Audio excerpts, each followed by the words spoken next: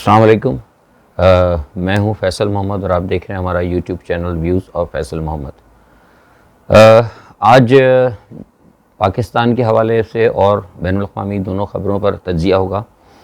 और आज जो कुछ आपने देखा है अभी पाकिस्तान के अंदर जो चल रहा है इस वक्त, ये है कि कल आपको मैंने बताया था कि उनकी बात हो चुकी है ख़ाफ़ ग्रुप से, और ख़ाफ़ ग्रुप के चौधरी परवेज़ इलाही साहब जा चुके हैं।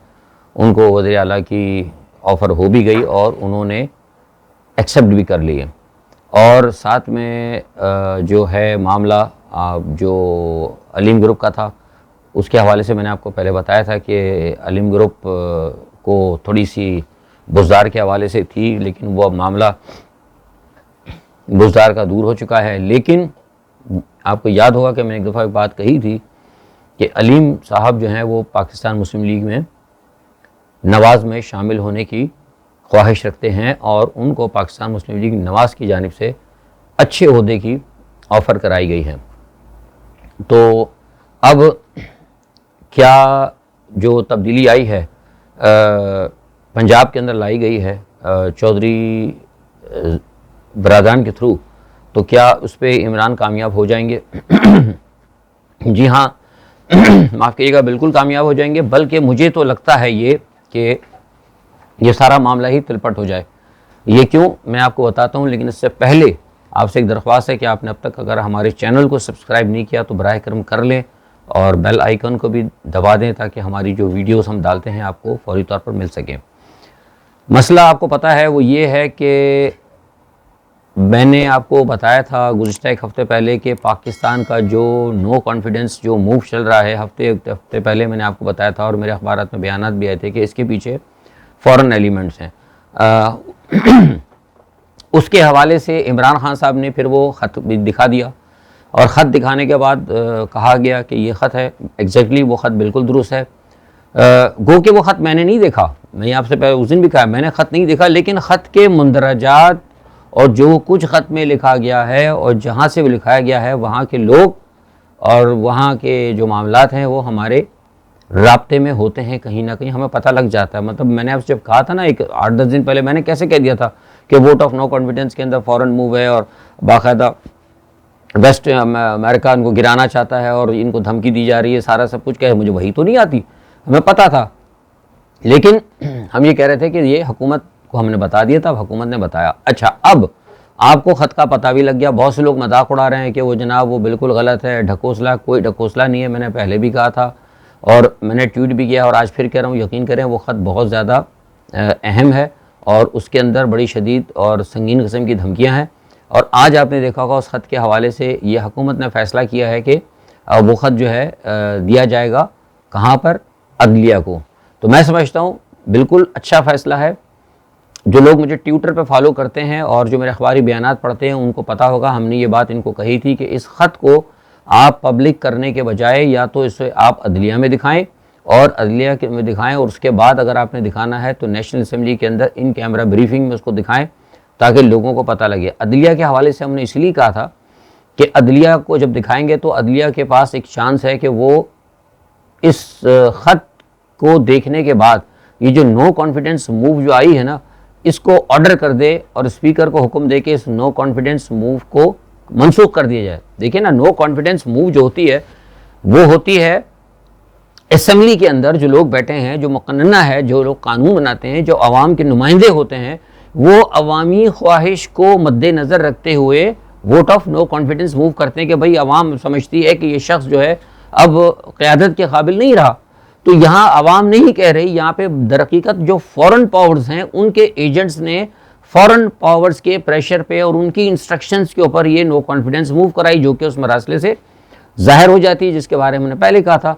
तो मैं समझता हूँ कि अगर अदलिया के पास ये भेज के उन्होंने बहुत अच्छा किया है और मैं ये और मेरी एडवाइस ही, बल्कि एक एडवाइस और है कि इन कैमरा ब्रीफिंग के अंदर भी पार्लियामेंट में लोगों को दिखा दिया जाए और इसकी कॉन्सिक्वेंसेस जो उन्होंने कहा है, जिसकी धमकियाँ दी हैं, उसके ऊपर बहस होनी चाहिए। हाँ, मैटर आप ना दिखाएं पब्लिक में, लेकिन आप उनको एक दफ़ा दिखाकर दिया कि उसमें असम्बली के अंदर इन कैमरा ब्रीफिंग में लोगों को एतमाद मिले। अब वहाँ पे वो लोग भी बैठे होंगे जो केस तमाम उसके अंदर शामिल हैं, तो उनका क्या होना चाहिए? उनका होना ये चाहिए कि अदलिया जो है बाकायदा, हमने पहले कहा था, आज फिर अब मैं वीलॉग में बता दें कि उनके ऊपर हाई ट्रीजन केस होना चाहिए। बिल्कुल ऐसा कहीं नहीं होता, ये मुल्क की सलामती से खेलना जो है बहुत अहम है।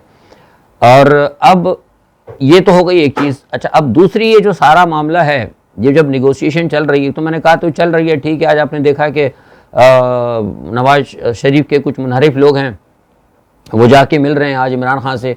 कुछ लोगों को मैंने कहा, कुछ ट्विटर पे भी और कुछ जुज़ाती हैं अखबार के लोग, वो मुझसे कह रहे थे कि फैसल साहब ये तो इमरान खान भी वही काम कर रहे हैं। भाई मसला ये है कि जब एक सियासत में एक तरीक़ाकार ही जिसे कहते हैं ना कि अडॉप्ट कर लिया है पाकिस्तान के अंदर कि ख़रीदो, बेचो, फ़रोख्त करो, पकड़ो, और उसके बगैर सियासत चल ही नहीं रही है, तो अब जाहिर सी बात है जब इमरान खान के ख़िलाफ़ एक साजिश हो रही है, पाकिस्तान को गैर मुस्तहकम करने की साजिश हो रही है, जब पाकिस्तान की सालमियत को ख़तरा नज़र आ रहा है, जब मामलात हद से ज़्यादा ख़राब हो रहे हैं, तो उस वक़्त क्या अब इमरान खान अपने असूलों को देखें?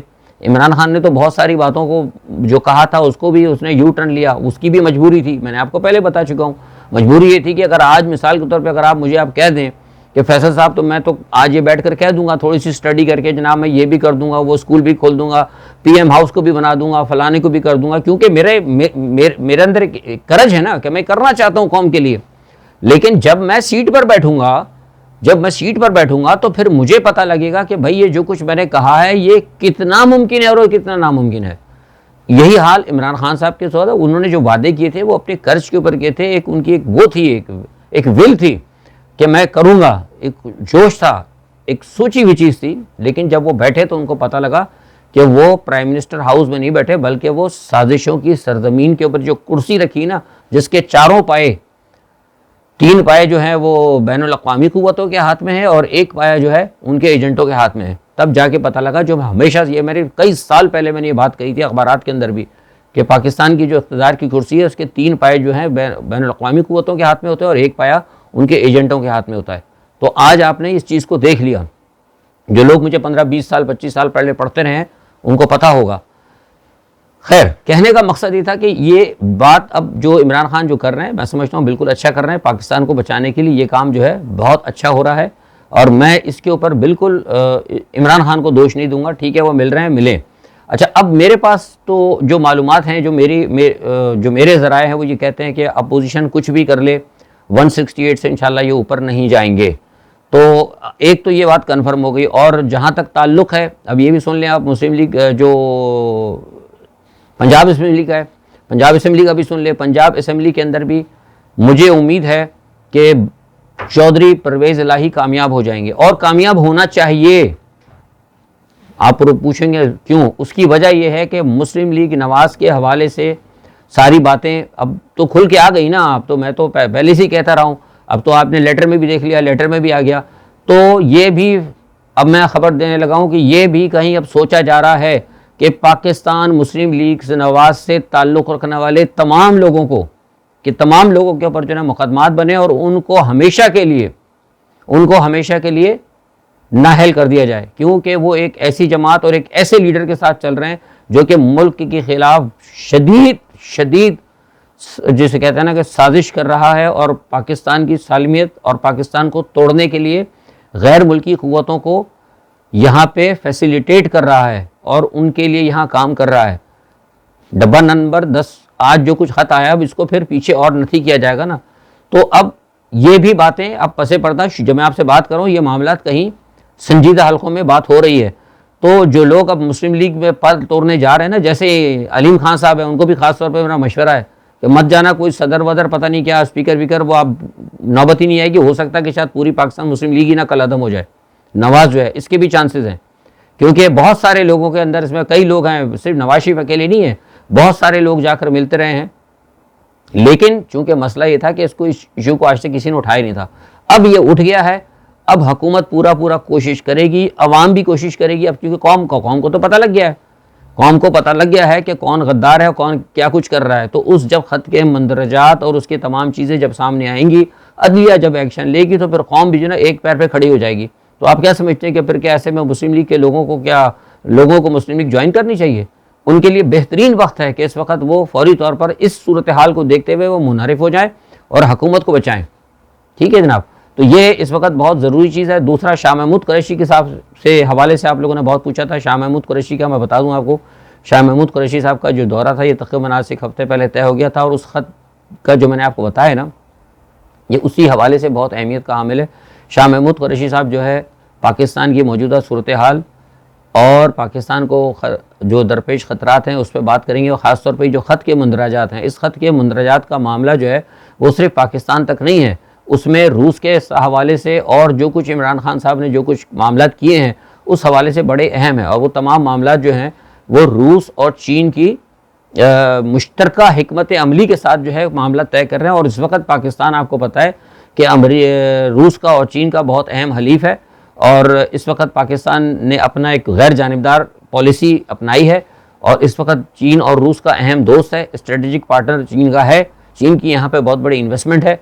तो लिहाजा इस ख़त के अंदर जो कुछ चीज़ें आई हैं वो बेसिकली जो थ्रेट हैं या जो कुछ भी है वो सालमियत मैं समझता हूँ वो चीन के साथ उसको बताना और चीन के साथ और रूस के साथ शेयर करना मैं समझता हूँ बहुत ज़रूरी है। ये मामला भी वहाँ डिस्कस होगा, और एक दो और अहम मामला हैं जिसके ऊपर डिस्कशन होगी। तो मेरे पास जो इतलात है कि वो पहले चीन जाएंगे और चीन के बाद फिर वो रूस भी जाएंगे। तो मैं समझता हूँ कि ये दौरा बहुत अहम है। अब आपको एक दो दिन के अंदर पता लग जाएगा कि क्या सूरत हाल बनती है। लेकिन जैसा कि मैंने कहा कि होना तो यही चाहिए कि स्पीकर को अब इजलास बुलाकर, मेरा तो अगर मेरी एडवाइस कोई मानता है तो इस ख़त के आने के बाद अदालत में पेश करने के बाद फौरी तौर पर स्पीकर, अदालत कह दे स्पीकर का तो अच्छा है, वरना हो सकता है कि स्पीकर खुद भी अगर असम्बली के अंदर वो अगर इन कैमरा ब्रीफिंग होती है ना, हसास इदारों को बुलाएं, आर्मी चीफ वगैरह ISI के चीफ आएँ, उसके बाद इन कैमरा ब्रीफिंग हो वो ख़त दिखा दी जाए लोगों को, और उसी ख़त दिखाने के फ़ौरन बाद जो है स्पीकर जो है एक रूलिंग कर देगा, भाई ये तो बहुत बड़ा साजिश हुई है, ये तो हकीकत में जो वोट ऑफ नो कॉन्फिडेंस की जो रूह है उसके ये मुनाफी है, लिहाजा ये जो वो मूव जो किया गया है हम इसको मनसूख करते हैं। इस तरह की भी रूलिंग निकालें अगर हो सकता है, और करना चाहिए, वक्त ज़रूरत बहुत सारी चीज़ें हो सकती हैं। तो ये बहरहाल मेरा मशवरा है, देखिए क्या होता है। थोड़ा सा मैं आगे आपको बता दूँ फ़ॉरेन न्यूज़ के हवाले से मैंने बताया था कि रूस और यूक्रेन का मामला बहुत बढ़ रहा है, तीसरी जंग अजीम के करीब हम पहुँच चुके हैं। इसमें नो डाउट कल मैंने आपको बताया था हालात बहुत ज़्यादा ख़राब हैं, लेकिन कुछ लोग कोशिश कर रहे हैं, और कल जो मैंने आपको बताया था कि बहुत ज़्यादा ख़तरात हैं, उसको देखते हुए फ्रांस और जर्मनी ने दोबारा इंटरवीन किया है। फ्रांस और जर्मनी ने दोबारा इंटरव्यून किया है और उन्होंने प्यूटन से बात की और प्यूटन को उन्होंने ठंडा करने की कोशिश की है, जिसकी वजह से अमेरिका और नेटो के अंदर फूट पड़ गई है। मैं आपको खबर दे रहा हूँ, नेटो में फूट पड़ गई है, क्योंकि अमेरिका, बरतानिया, पोलैंड और कुछ ऐसे ममालिक हैं जो चाहते हैं कि ये जंग हो, और वो जंग लेना चाहते हैं तीसरी जंगे की तरफ, थर्ड वर्ल्ड वॉर की तरफ। और मैंने आपको पहले ही बताया था इसके अंदर पीछे सहूनी कुव्वतें भी हैं। तो इस तमाम सूरत हाल के अंदर फ्रांस और जर्मन का भी मैंने आपको बताया था कि जर्मनी को बड़ा नुकसान होगा, फ्रांस को भी महसूस हुआ है। ख़ास तौर पर जो बाइडन ने जो स्टेटमेंट दिया था कि हम प्यूटन को हम हटा देंगे, जिसका कल मैंने बताया था, तो वो उसके ऊपर भी कुछ थोड़ा सा जिसे कहते हैं कॉन्फ्लिक्ट हुआ है, डिवाइड हुआ है, मतलब नेटो और यूरोपियन यूनियन के भाई ये कौन सा तरीक़ेकार है, आपने इस तरह कह दिया। और जब मैंने आपसे कहा था कि ये बात तो वाज़ेह हो जाती है, मतलब वो ख़त का आना और इमरान खान का कहना और साथ में फिर बाइडन के मुंह से निकलना, बड़ी चीज़ें अगर आप देखें ना उसको मिला के ज़रा आराम से बैठे तो आपको सारी कहानी पता लग जाएगी कि अमेरिका दुनिया में एक सुपर पावर बनकर क्या वो कुछ करता है और क्या करना चाह रहा है और क्या अभी वो कर रहा है। तो रूस और जर्मन के बाद ये थोड़ी सी दरार पड़ी है, और हालात ख़राब होते हुए देखकर उर्दगान ने बड़ी कोशिश की, और आज इस्तांबुल के अंदर दोबारा तुर्की के अंदर बातचीत हुई है ये यूक्रेन और रूस की। लेकिन मैंने हमेशा आपको पहले कहा ना कि देखिए मीडिएशन जब होती ना तो उसके अंदर दोनों फरीक जो है ना बैठ, क्योंकि मैं खुद एक प्रोफेशनल मीडिएटर हूँ, तो दोनों फरीक फ्री होकर बैठते हैं। लेकिन जैसे मैंने कहा कि ज़ेलेंस्की एजेंट है और वो अमेरिका का एजेंट है, वो पहले यानी वो मुज़ाकरात शुरू होने से पहले वो शरायत का, आज उसने पहले से ख़त दे दिया अपने शरायत का। लेकिन बहरहाल रूस ने उस पर थोड़ा सा इक्तफा किया है, रूस ने फिर भी उसे ज़रा ठंडे दिल से गौर करने की उस पर कोशिश की है, क्योंकि उर्दगान जो है बड़ी कोशिश कर रहे हैं और कि ये मामला ना बढ़े। और इस हवाले से बहरहाल आप इसको ये नहीं कह सकते कि जंग का ख़तरा टल गया। जंग का ख़तरा बदस्तूर है, यूरोप के अंदर खौफ की फ़ज़ा है। फ़िनलैंड ने तकरीबन आज ऑर्डर कर दिया तमाम अपने शहरियों को 6 माह का राशन जमा कर लें, और फ़िनलैंड के अंदर किया जा रहा है। लेकिन जो ख़तरा मुझे लग रहा है वो ये है कि ज़ेलेंस्की साहब जो है ना बुनियादी तौर पर जंग नहीं बंद करना चाहते, और मुझे ये लगता है कि पोलैंड, ये भी आपको खबर दे रहा हूँ, ये मेरे ज़राए हैं, मुझे लगता है कि पोलैंड जो है, पोलैंड से नेटो जो है ना वो कैलिनग्राड के ऊपर हमला कर सकता है जो रूस के पास है इस वक्त। अगर ये काम इन्होंने कर दिया तो आप यकीन करेंगे फिर तो बहुत ज़बरदस्त यानी जंग छिड़ जाएगी। ये यानी आप यूँ समझ लें कि सांप के बिल में यानी रूस के बिल में जाकर उंगली डालने के मुतरादिफ होगा। तो अल्लाह करे ये ना हो, लेकिन मेरे पास ये खबरें हैं कि ये ऐसा प्लान कर रहे हैं और अल्लाह करे ना हो, लेकिन ऐसा हुआ तो ये फिर पुतिन को बहुत ज़्यादा वो कर देगा, गुस्से में ले आएगा और वो बहुत ज़्यादा वो हो जाएंगे।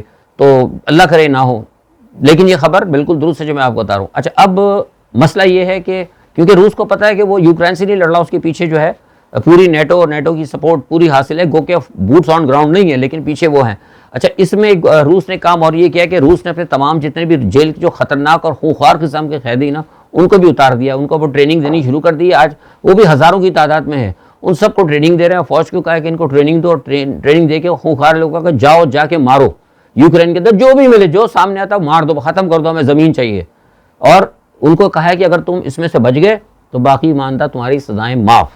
तो ये भी जो है ना रूस ये काम कर रहा है। अच्छा, रूस को थोड़ी सी प्रॉब्लम हो रही है, मैंने कहा कि रूस को इसका प्रॉब्लम हो रही है क्योंकि नेटो पीछे से पूरी सपोर्ट कर रहा है और इसका एहसास अभी पुतिन को हुआ है क्योंकि आज़रबाईजान और आर्मीनिया के दरमियान, मैंने बताया कि आर्मीनिया और आज़रबाईजान के दरमियान जंग लगी हुई है ज़बरदस्त, और रूस कोशिश कर रहा था इस जंग को रोकने के लिए आज़रबाईजान के पास, लेकिन और रूस ने अपना फ़ौज का अमन दस्ता भी भेजा है। आज़रबाईजान, ये मैं आपको खबर दे रहा हूँ कि पाकिस्तान का मीडिया तो नहीं बताता ऐसी चीज़ें, आज़रबाईजान पे रूस ने अपना अमन का दस्ता भेजा था जंग को रोकने के लिए, लेकिन आज़रबाईजान वालों ने भगा दिया उनको, उनका भाग जाओ यहाँ से, हम तुम्हारी बात नहीं सुनते, हम इस वक्त आर्मीनिया से लड़ेंगे।